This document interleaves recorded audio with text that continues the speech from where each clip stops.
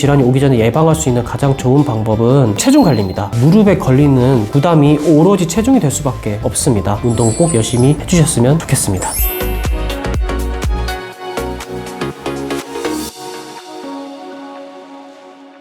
안녕하세요. 인천 스카이동물 의료센터 원장 문종선입니다. 지난 영상에 이어서 이번 영상에서는 앞다리와 뒷다리를 나눠서 파행을 일으킬 수 있는 질환들에 대해서 말씀을 드리고자 합니다. 앞다리 쪽에서는 크게 2가지 질환 정도로, 뒷다리 쪽에서는 3가지 질환을 말씀을 드릴 것 같습니다.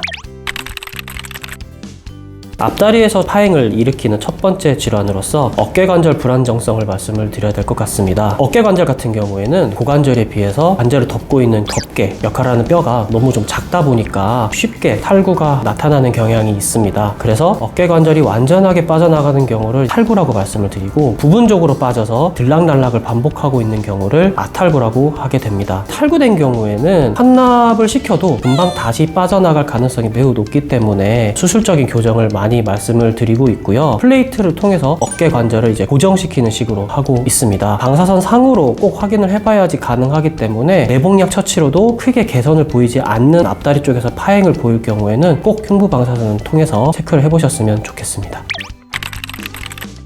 두 번째 질환은 팔꿈치 이형성을 말씀을 드릴 수 있겠습니다. 일반적으로 1년 미만의 대형견에서 많이 발생을 하고요. 팔꿈치 뼈가 비정상적으로 자라나게 되면서 주변 조직에 큰 영향을 미치는 선천적인 질환으로 볼 수 있겠습니다. 외상을 크게 겪었을 가능성이 매우 적었음에도 불구하고 불편해하는 모습을 쉽게 보이는 대형견을 키우고 계신 보호자님께서라면 방사선을 통해서 확인을 해보셨으면 좋겠습니다. 수술적인 치료가 반드시 들어간다라고는 말씀을 드리진 않지만, 설령 수술을 하지 않게 된다 하더라도 지속적으로 체중 관리와 통증 관리를 요하는 질환이라고 할 수 있겠습니다.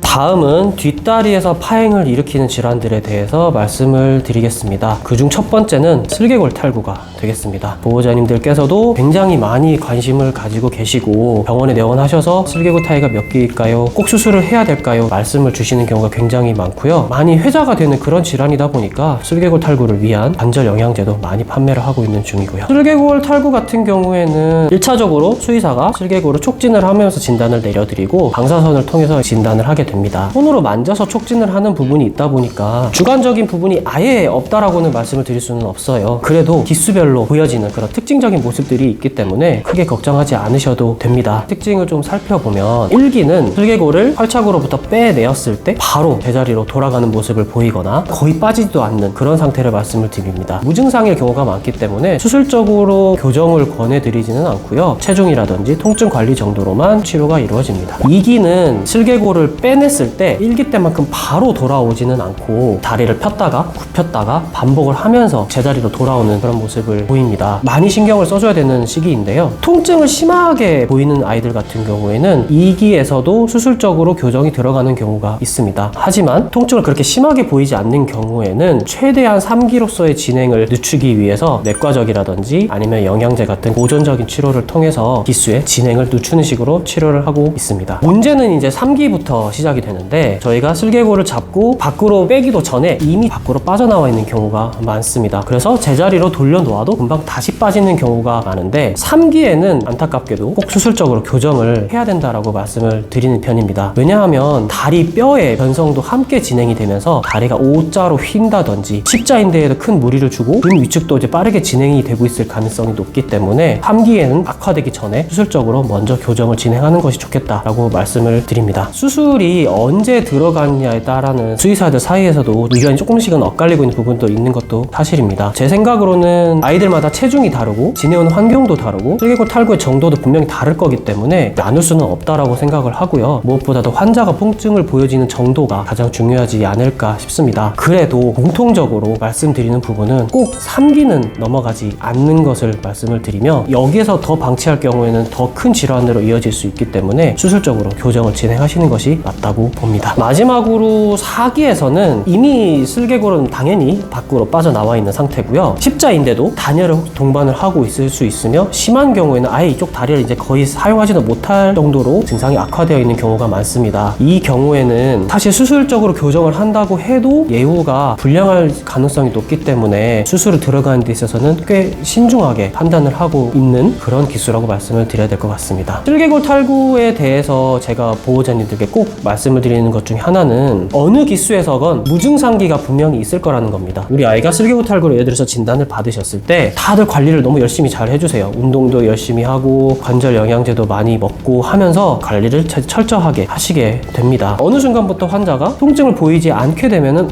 이게 나았다? 라고 생각하시는 부분들이 종종 있는데, 안타깝지만 슬개골탈구는 진행성 질환입니다. 뼈의 구조적인 문제를 말씀을 드리고 있는 거다 보니까 그 관리를 열심히 해주신다고 하셔서 그게 그 전 단계로 돌아간다거나 증상이 낫는 그런 상황은 아니라고 말씀을 드립니다. 그래서 증상을 보이지 않고 있다 해서 수술이 들어가야 되는 적절한 시기를 놓치고 있는 건 아닌지에 대해서는 방사선 검사를 주기적으로 하면서 의사와 상담을 해보셨으면 좋겠습니다.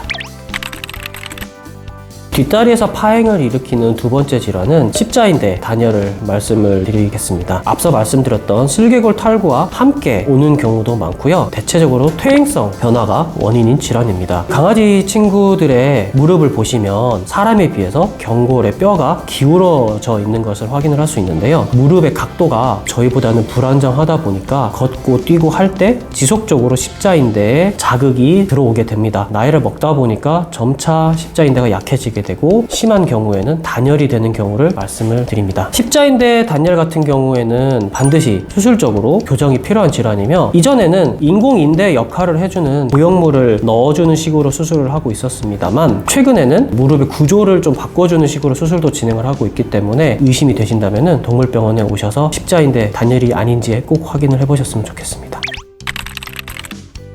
세 번째 질환은 고관절 문제를 들 수 있습니다. 뒷다리와 골반의 안정성이 떨어지고 있는 그런 상태를 말씀을 드리는데요. 큰 물리적인 충격을 받아서 고관절이 빠져버린다든지, 아니면 혈액에서의 흐름에 문제가 생기면서 대퇴골두가 괴사가 된다든지, 아니면은 선천적으로 뼈에 구조적인 문제를 가지고 있어서 빠지는 경우들이 있습니다. 고관절 탈구 같은 경우에는 환납이 매우 어렵고요. 설령 환납을 시킬 수 있다고 하더라도 다시 재탈구가 될 수 있을 가능성이 매우 높기 때문에 수술적인 교정을 말씀을 드립니다. 대퇴골두를 절단하는 FHNO라고 하는 수술을 저희가 말씀을 드리는데요. 저희가 대퇴골두를 자른다 라고 이렇게 말씀을 드리면 많은 보호자님들께서 그럼 어떻게 걸을 수 있느냐, 뼈가 없는데, 걱정을 좀 많이 하세요. 그런데 체중이 작은 우리 어린 아이들 같은 경우에는 대퇴골두가 없다고 하더라도 뒷다리를 잡고 있는 근육의 힘이 너무 좋다 보니까 재활만 잘 거친다면은 일상 영역에서 운동하는 데 있어서는 큰 어려움을 겪지 않을 정도로 회복이 되고 있습니다. 고관절 문제를 겪고 있는 아이들 같은 경우에는 뒷다리를 급격하게 사용하지 않거든요. 그러다 보니까 근육의 위축이 생각보다 굉장히 빨리 진행이 됩니다. 위축이 심하면 심할수록 재활의 과정도 길어지고 예후도 좋지 않기 때문에 너무 뒷다리를 쓰지 못한다고 생각이 되신다면 골반 쪽으로 꼭 방사선 검사를 진행을 해서 확인을 해보셨으면 좋겠습니다.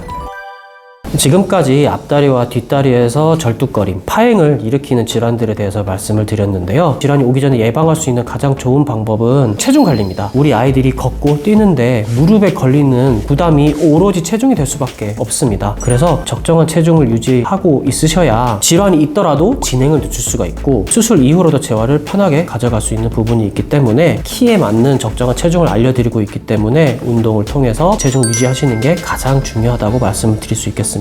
통증 관리도 굉장히 중요하다고 말씀을 드립니다. 근육 위축과 좀 많이 연관이 있는데요. 통증이 심한 아이들 같은 경우에는 다리를 당연히 자연스럽게 쓰지 않으려고 할 겁니다. 모든 쓰지 않는 조직은 위축이 일어날 수밖에 없고, 근육 위축 같은 경우에는 그 속도가 굉장히 빠르게 진행이 되기 때문에 재활을 위해서라도 다리를 쓰게 만드는 게 굉장히 중요합니다. 그래서 진통소염제 복약을 하든지 한방치료를 병행한다든지, 최근에 줄기세포 주사도 많이 하고 있거든요. 마지막으로는 적절한 근육량의 유지를 꼭 말씀을 드리는데요. 운동을 통해서 근육의 양이 유지가 될 수 있거든요. 가벼운 산책 같은 그런 꾸준한 운동이 근육량의 유지에 훨씬 더 도움이 되기 때문에 운동 꼭 열심히 해주셨으면 좋겠습니다. 육안상으로 확인이 되는 질환이라든지 부딪혔다든지 뛰어내렸다든지 뭔가 이벤트가 명확한 질환 같은 경우에는 자가로 충분히 진단을 내리실 수 있긴 하겠습니다만, 눈에 보이지 않는 질환이라든지 진행이 의심이 되고 있는 질환 같은 경우에는 의사들이 말씀을 드리는 게 맞기 때문에 약화되기 전에 병원에 오셔서 확인을 해보셨으면 좋겠습니다. 시청해주셔서 감사드립니다.